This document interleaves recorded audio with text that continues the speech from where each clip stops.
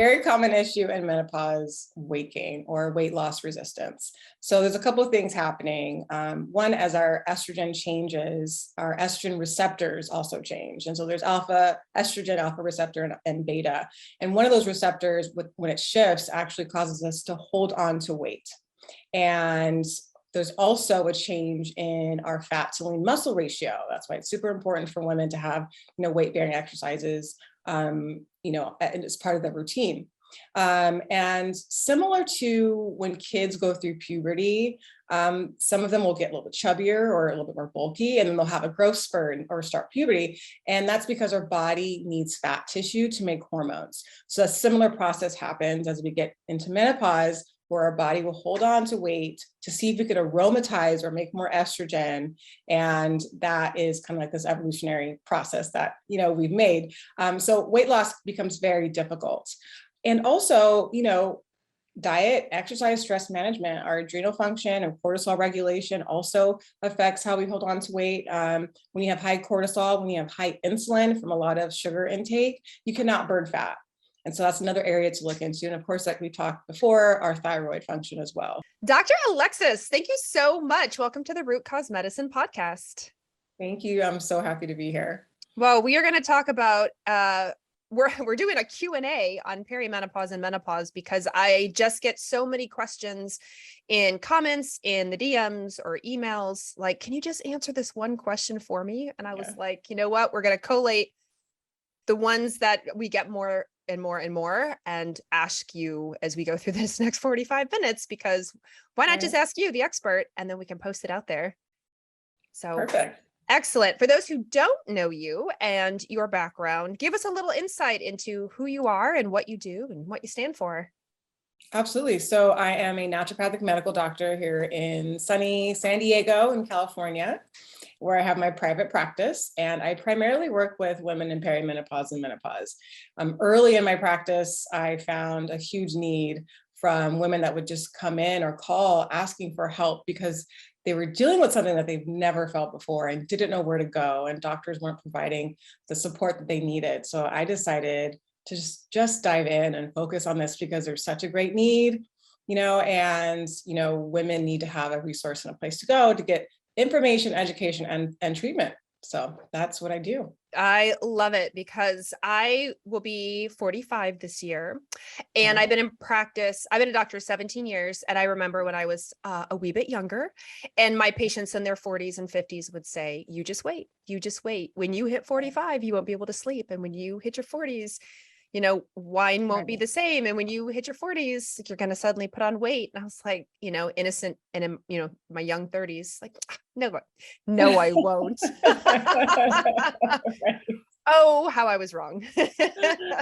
Right. Yeah. So go ahead. Yeah. And that's that point in conversation is why I do what I do, because it's a lot of fear around it and not a lot of support. And so, yeah, I'm here to answer questions and dive in and get into the nitty gritty and provide some tools and, support as well. Which brings us to our very first question. So the first question was from Sarah. She said, and this is perfect, why are we not taught about perimenopause? Like, why did I not know about this or know what to expect? Great question.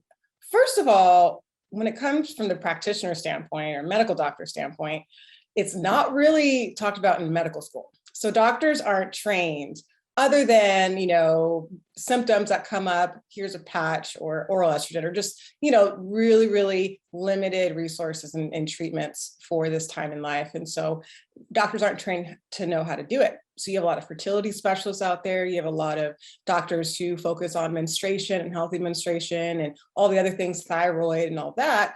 But when it comes to women's hormones and perimenopause, when they start to fluctuate, there's just not a lot of information there. So we rely on specialists really to get that information out there. But yeah, from a medical standpoint, it's just not covered and doctors aren't trained and supported. So that's just where we are now. And I hope to really close that gap and work with other doctors to do the same thing.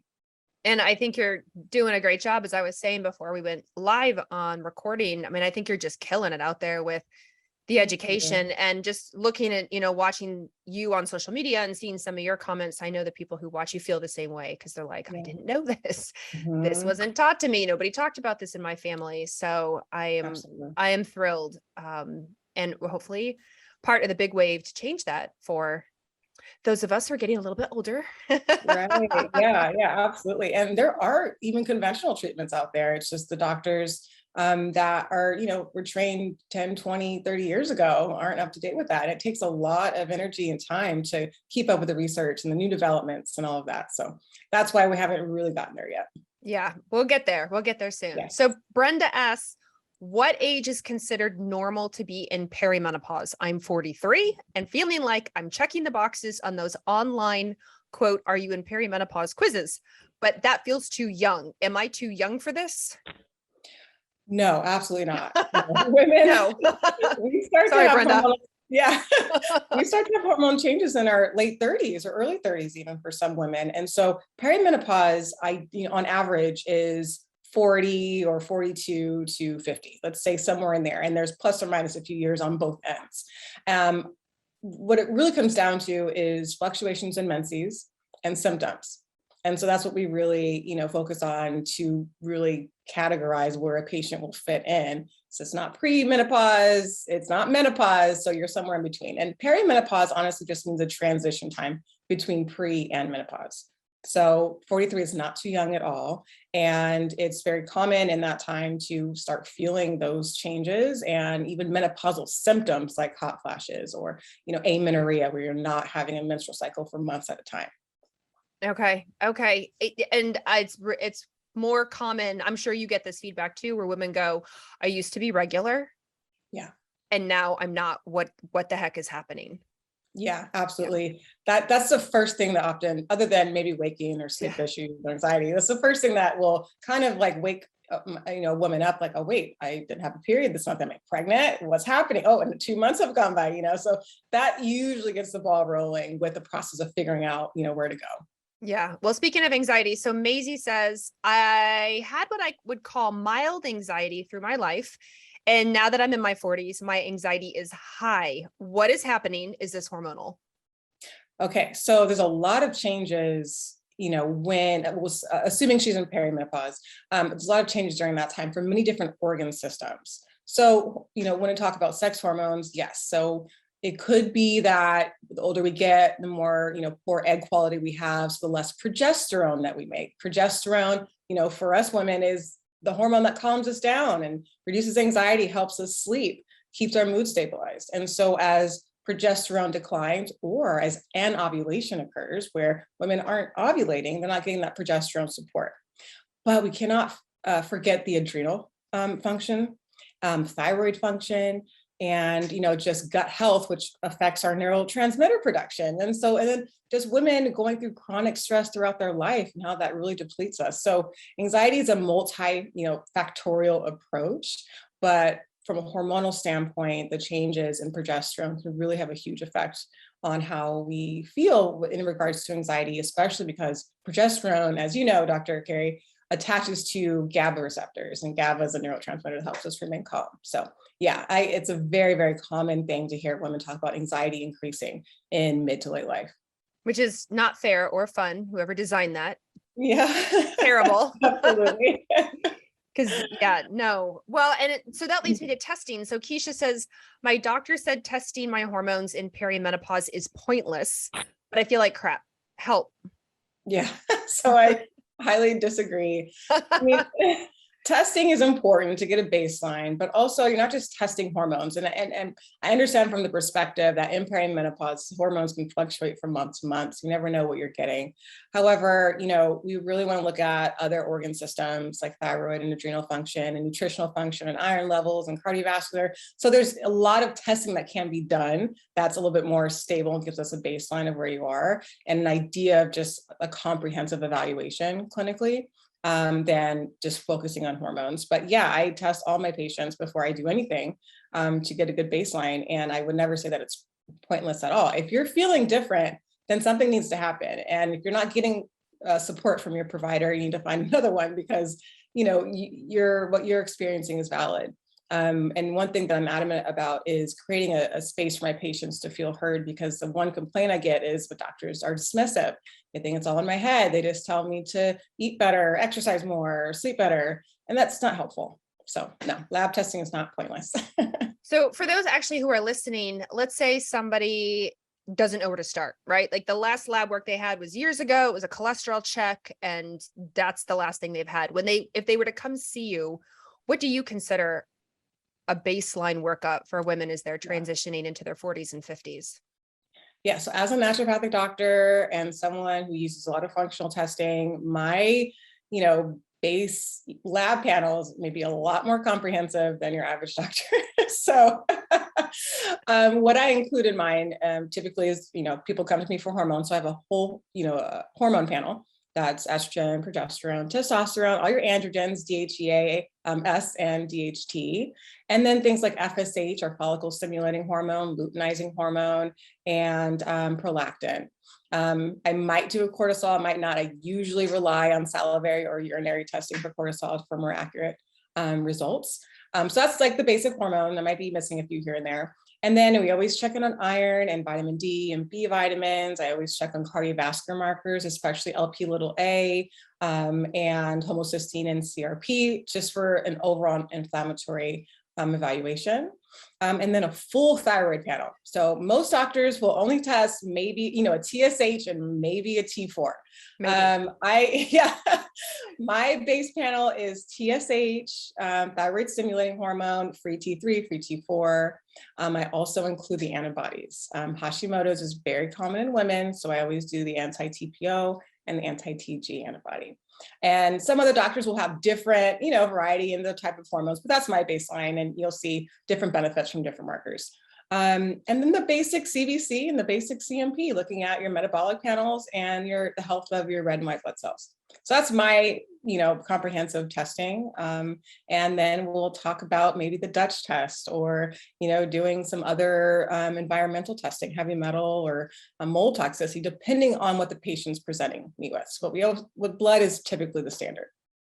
When you are talking to them about thyroid and cardiovascular, do you find that women's risk increases as they hit into perimenopause? Like they may say to you, I didn't used to have a thyroid problem, or I've never had cardiovascular risk or high cholesterol. Do you feel like as we age gracefully, that maybe our lab work isn't aging as gracefully as we would like with us? Yeah, absolutely. It's very common to see. So the big areas when it comes to longevity for women in menopause that I focus on is cardiovascular, cognition, and osteoporosis. And that's because as our bodies decline in estrogen and progesterone and testosterone, it increases those risks for us. So that's why I always test markers for cardiovascular, especially because of those changes. One, how has her diet been and her stress been? How has she been treating her body up until this point in life? And the things and habits that we used to do when we were young, really don't work out if they weren't healthy as we get older. So the surprise of having a high LDL, high triglycerides is very common. And then our sex hormones are also very interconnected with our thyroid as well. So we'll see fluctuations there. And, for example, weight gain is a huge problem in menopause for women, right? And so we can talk about dietary strategies, we can talk about, optimizing hormones. But if you have elevated anti-TPO antibodies, you have this whole immune system, this immune process that's affecting your thyroid that could eventually affect your thyroid hormone production. And so, there's a lot of different areas to focus on with that. I love this because I think a lot of listeners will think, well, I've had red and white blood cells. In my last visit, I had a red and white blood cell, I had a glucose, and I had a cholesterol. Yeah. And that was it. And that was 5 years ago. And wow, are they missing a lot? Yes. Oh gosh. Yeah. I get that a lot. I am a cash-based practice. And so in California, most naturopaths are not covered under insurance. So one, the benefit, I have a lot of flexibility in my testing. But one way that, people can reduce costs is to bring labs with them. So they're like, oh, don't worry about labs. My doctor did all the labs. I'll bring them into the visit. And then I look at them and I'm like, these are great, but there's a lot more that we need. So let's talk about a strategy, how we can get these done so we can have a full, complete picture. I love it. Okay. Well, speaking of the weight, Anna says, I'm 50 years old and I'm 15 pounds heavier through menopause. Why? And make it stop. Okay. Yes. Common, very common. Very common. So one of the biggest changes in menopause is our lean muscle ratio to our fat ratio. And women tend to lose muscle and gain more fat. And so that's why, there's an issue with weight there, number one. And estrogen, there's a change in the estrogen receptors, alpha and beta.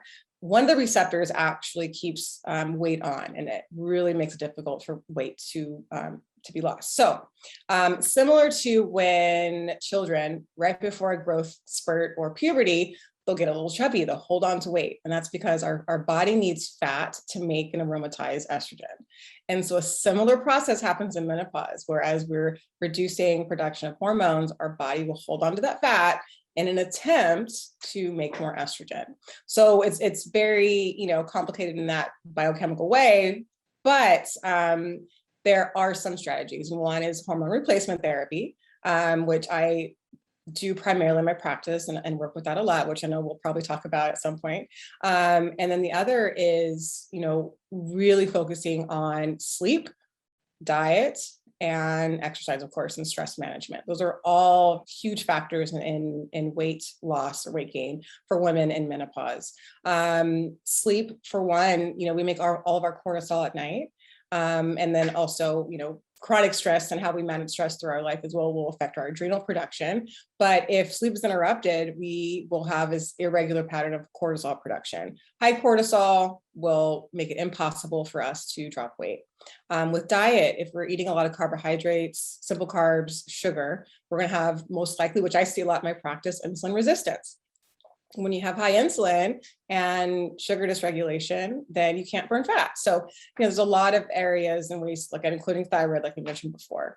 So yeah, weight loss in menopause is very difficult, but baby steps and working with the right practitioner can really make that process a lot more easy. I want to go back. So you, just to clarify, actually, so you said we make all our cortisol at night. Did you mean melatonin, or did you mean if we have high cortisol at night? Oh, if we had high cortisol. Wait, let's back up. What did I say? Oh, shoot. So we make all our cortisol at night, but I think you meant melatonin. Although if we have high cortisol at night, it will affect how we sleep. Can you explain that? Like if somebody has a lot of stress and has high cortisol going into the night, what does that do to them? Okay. Yes. Okay. Is this going to be edited? This needs to be edited. Yeah, we can cut that whole section out. Yes. How about, okay. Heavy at different pause. Okay. Let's just back up, but I want you to re-ask the question and I'll re-answer it. But to speak to what you're thinking, and you may have corrected me because I thought all of our cortisol production was made while we're sleeping. Am I wrong in that point?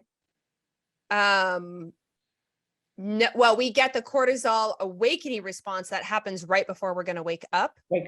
But cortisol, we do, and that's where we make the bulk of it. Yes. And then we do make it during the day, just not in high amounts. We make all our melatonin at night.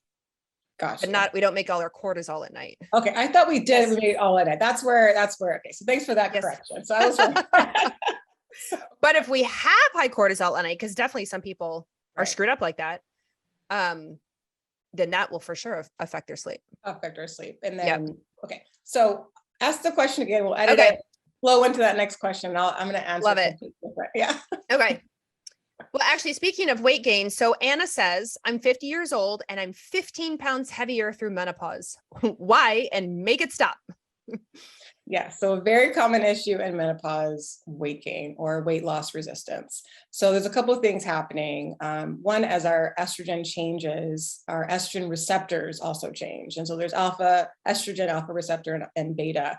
And one of those receptors, when it shifts, actually causes us to hold on to weight.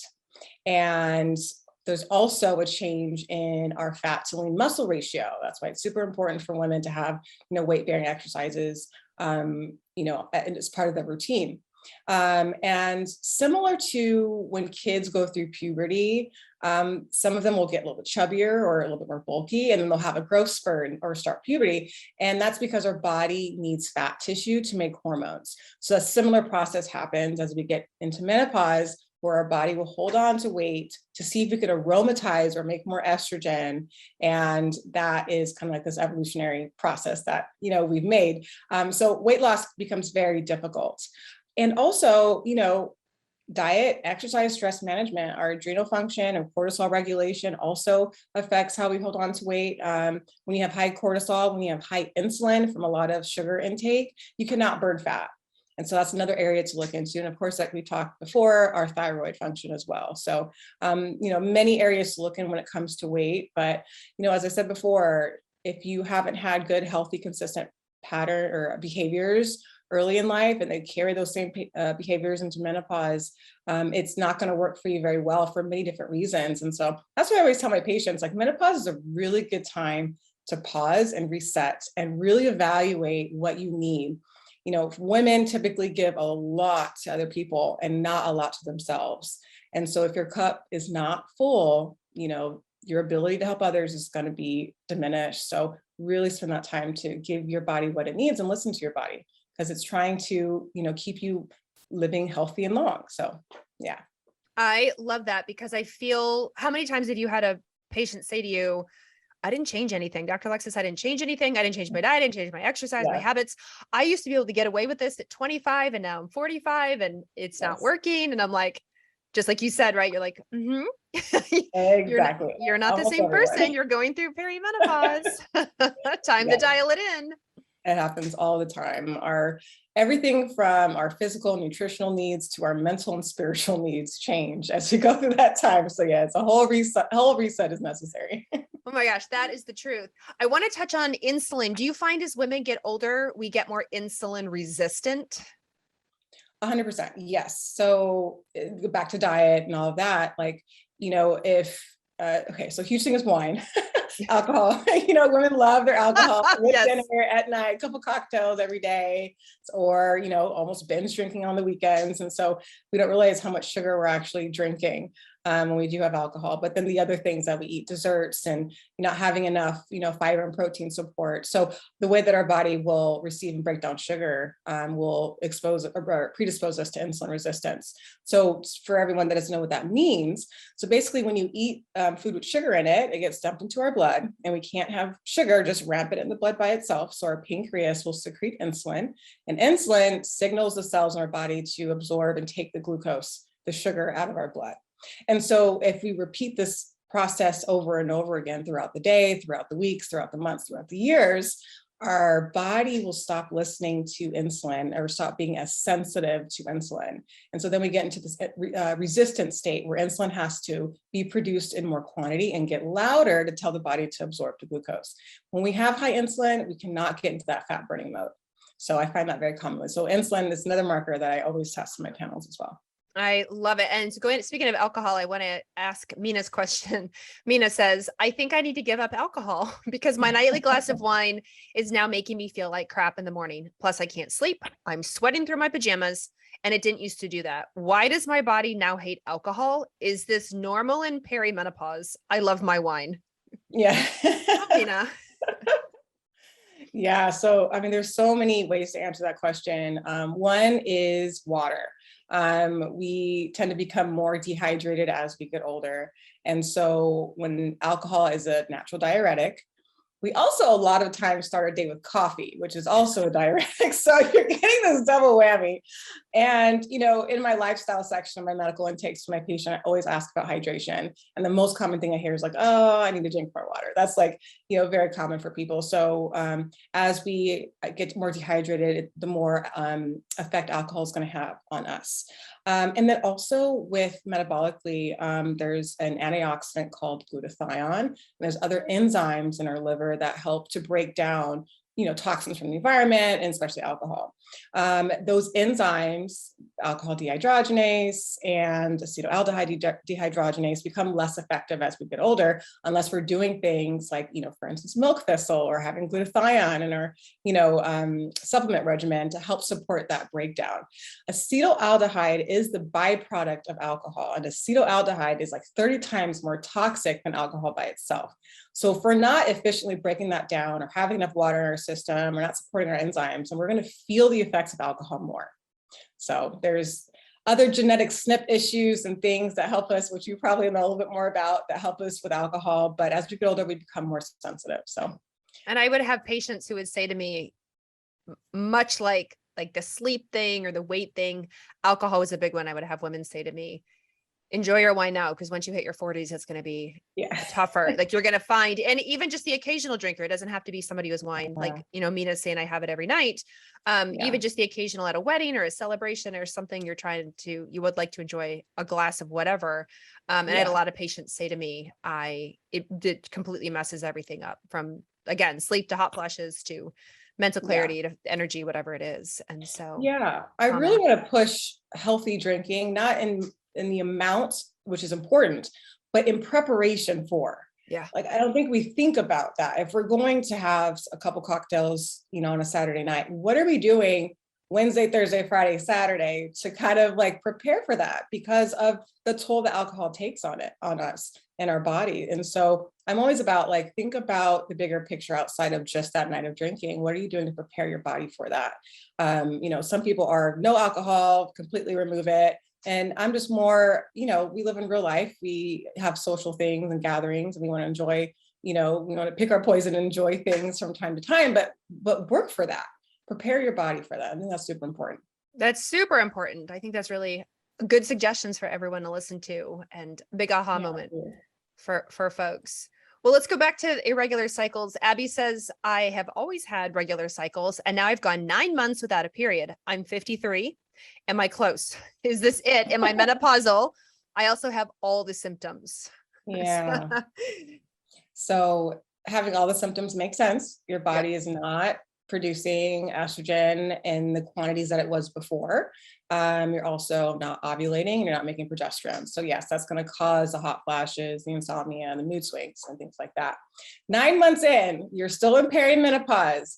You can go 11 and a half months, and then boom, have a period. And then the clock starts all over. So I would say you're most likely almost there. But keep in mind that, you know, your period could come. And so then you would have to wait another 12 months without a cycle to be in full menopause. So yeah, you're almost there. You know, I would, you know, probably still anticipate that menopause is coming, you know, sooner rather than later, but, you know, we never know. And how many Murphy's Law patients have you had who've called you and said, I went 11, you know, months and 14 days. Right. My period started. Like, you know, just a handful. Most of the time, for the majority of women, if they've gone that long, you know, I'm already starting them on hormone therapy, and we're already, you know, doing in preparation for, you know, treating them like a menopausal patient. Absolutely. So just a handful that's actually happened to, but it can happen. Well, actually, speaking of hormone replacement therapy, Tony says, hormone replacement therapy freaks me out, but my hot flashes are killing me. I can't sleep. My hair is thinning. I'm tired. I'm cranky, and I can't orgasm. Help me. So let's talk about HRT. Yes. So this is where I get mostly passionate about, because I want my patients to be educated on hormone therapy and where this fear comes from. So, you know, when hormone therapy started being prescribed in the 1960s, it made this huge impact on the world, because women who had been suffering were now getting treatment that actually was effective.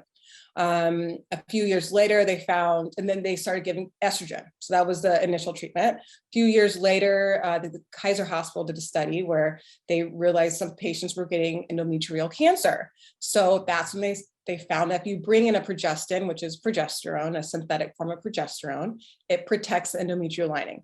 Boom. Okay, and no more endometrial cancer. Women are feeling great. Then the 2002 Women's Health Initiative study came out. Dang it.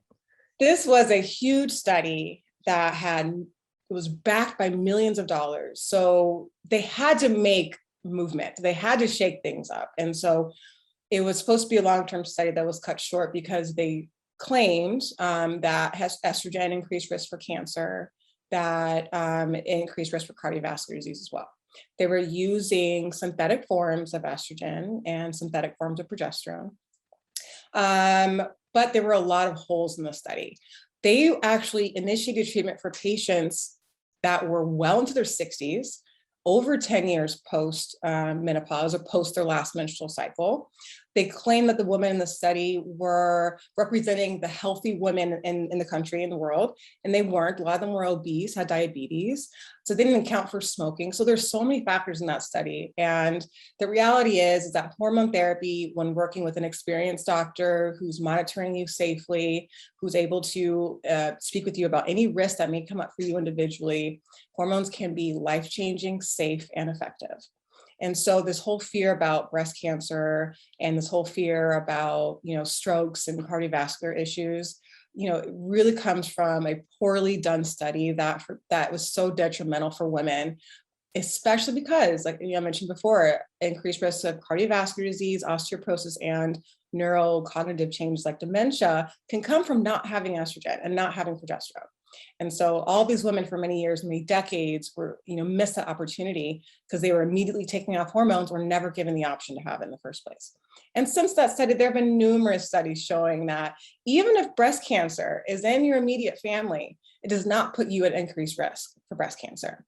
And nothing is black and white. It's like, yes, it's not going to happen. This is going to happen, but that's why you need to be monitored and really talk with your doctor about your personal individual risk, if there are any. So that's my spiel on hormone therapy. And there's a lot of studies and research and resources out there to really get a good idea of if it's so that you can feel more comfortable moving forward. And then the second part of this question was the different symptoms she was experiencing, right? So I think an issue with orgasm or, vaginal dryness, but so vaginal sensitivity, vaginal dryness, low libido are all very common symptoms of menopause. And so, there are, in general, hormone therapy can be really helpful for, increasing libido and vaginal sensitivity, especially if the hormones are given at at local tissue in the vagina. So for example, if, what my patient is on a full hormone therapy, I always do a short-term treatment of vaginal estriol or vaginal DHEA, which will actually bring lubrication and promote your own circulation in the vagina, and also increase sensitivity. So that's one example of how I do that. Hot flashes, estrogen can be really helpful for that. I've also seen really good adrenal support reduce hot flashes as well. That's super important. And so, so overall hormone therapy can be really helpful for many, many reasons and many symptoms. This study that you're referencing, the Women's Health Initiative, it's just so unfortunate because one of my mentors, who's an interventional cardiologist and prescribes hormone replacement therapy, she said, "Do you know what the number one killer of women is?" She said, "It's not breast cancer, it's cardiovascular disease," right? And as we know in the industry, but it's making the news, like things like dementia and Alzheimer's are significantly on the rise, and bone loss is significantly, just all these things that estrogen can play a role in, and we lose as we go into menopause. And this study really, in a lot of our minds, like just really negatively stunted a lot of women and put us at increased risk. And so I'm so glad that you mentioned, since that time, a number of studies have come out since then to go, oops, or we're not finding the same thing that they're finding. Now, the progestin, the synthetic progesterone that you referenced, yes, for sure. We don't recommend against that, or don't recommend for that. But exactly. Right. The progesterone, estrogen, estradiol, estriol, testosterone, different. And so I love your stance on this, because I wish the pharmacies and I wish a lot of, medical schools would educate on this, get up to date. Yeah. And there's so many nuances. So, I have women that come to me on oral estrogen, for example. Our body processes oral estrogen differently than a transdermal or topical. And I only prescribe and work with compounded bioidentical hormones for many other reasons and benefits. But, conventionally and through insurance, you can still get an estradiol patch or a transdermal gel that is most likely covered from your insurance that you don't have to pay out of pocket for. So there are better options. It just takes a lot of education, especially on the practitioner side. But, I'm glad that we're doing this podcast and having this conversation so that consumers of these hormones can really know what questions to ask and what kind of to expect when they're looking into hormone therapy. And I've heard more functional oncologists even say, cancer is complicated. Breast cancer is complicated, and we can't blame one thing. It's estrogen by itself is not the single reason for breast cancer. It's a combination of, our environment and in genetics and lifestyle and, detoxification pathways and et cetera, et cetera, et cetera. And we will see online, oh, my friend started estrogen and, 2 months later got breast cancer. I'm like, well, as we know, the cancer takes a while, right? It's not an overnight thing. It's not like a cold where you have, for a couple of days, it starts to build and then poof, you have a cold. Cancer doesn't work that way. And so, not breast cancer anyhow. And so we know it's very multifaceted. So, I'm glad this education's getting out there. Absolutely. And for a lot of my patients, I do the Dutch Complete, the Dutch test from Precision Analytical. They offer the Dutch Complete, where I actually get to see how estrogen is broken down in my patients' bodies. And so if I'm giving her estrogen or just testing her estrogen, what pathways is she using? Is she using the healthy pathways that allows her to clear estrogen out, effectively and safely? Or is it causing DNA damage and increasing metabolites that could potentially increase risk for cancer down the line? So that's a really helpful tool to ensure and provide comfort to my patients, especially if they're having some doubts about it. Absolutely. When they're on it. I want to go back to the sex drive because I forgot about Zia's. I skipped over Zia's question completely. My sex drive was always kind of okay. And now it's gone. I'm 47 years old, 2 kids, work from home, and married to a good guy, but blah. Am I doomed? I love her question. So I love how, she put in how she loves her husband, has a great partner. And I feel like we equate our desire for sex to maybe not liking our partners or something. So it has nothing to do with that. It's a physiological thing and a physiological change. So, a lot of women know about testosterone and that, can decline as we get older. But when in our normal menstrual cycles, how we normally make it is after that, in the first half of our cycle, after we get that estrogen or peak, or as that estrogen builds, it'll stimulate testosterone receptors and testosterone to develop. That's why we have an increased desire right before ovulation or after ovulation. And so that as estrogen declines, we don't get that boost. Although I found many women that have really good testosterone levels in their 40s and 50s. But for some, but for some, not so much. And so, we talk about the androgens for a libido support, which can help for a lot of women and maybe not for some. I find that it's mixed sometimes. But testosterone, DHEA, and testosterone, DHEA are the 2 main ones. And there are some herbs that actually support androgens for female, like shatavari and tribulus, right? And also zinc for proper conversion. So there's some, things there for libido. Maca is a huge one too. That could be really helpful for adrenal support in general, but also DHEA. And I also talk about my patients, just like habits that you were doing before may not be working now, even sexually. So, I always talk about how important foreplay is for women to help warm us up, get us in the mood, because we're all here in our head most of the time, and we need to be back into our bodies. So doing massage, doing activities that help us go to our bodies and remain present, maybe a conversation or maybe just intimacy that may not involve sex right away, is the best way to help us get back into that desire. So, along with sex hormone support, along with making sure you have stress management and, doing things that restore energy for you, also look at how you can engage differently with your partner. Have you read that book, Come As You Are by Emily Nagoski? No, I've heard about it though. Yeah, it's a great book that was recommended to me. And she talks about the brake and accelerator system in our libido. And how, what are things that pump your brakes, which could, just like you said, could be hormone, could be stress. And she talks a lot about how we're exactly what you said. We're up in our head. We're thinking about, appointments and kids and laundry and then it's like, all right, time for sexy time. And so there's no way we're pressing on the accelerator, but what can press on the accelerator? And so it's this really great read around, yes, hormones play a role, but exactly what you said, that is we get older and our hormones decline, but our stress is also higher, that we're not in our 20s anymore. Right. We might have to switch a few things.